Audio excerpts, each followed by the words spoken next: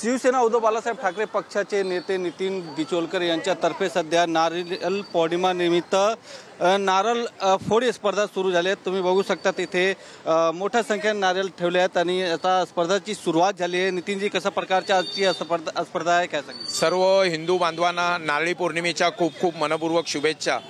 गेली 17-18 वर्ष आम्ही नारळी पौर्णिमा उत्सव साजरा करत असतो।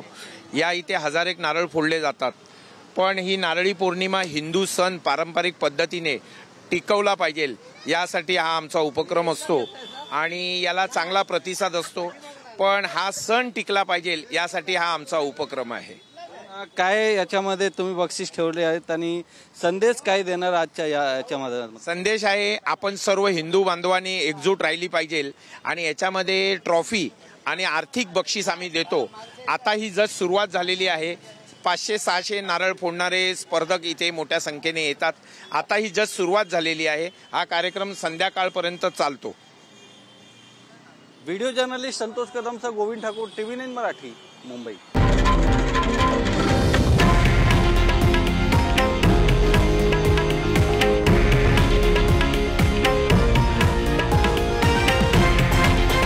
हे आहे देशातील नंबर 1 न्यूज नेटवर्क आणि आपण पाहत आहात TV9 मराठी, एकमेव।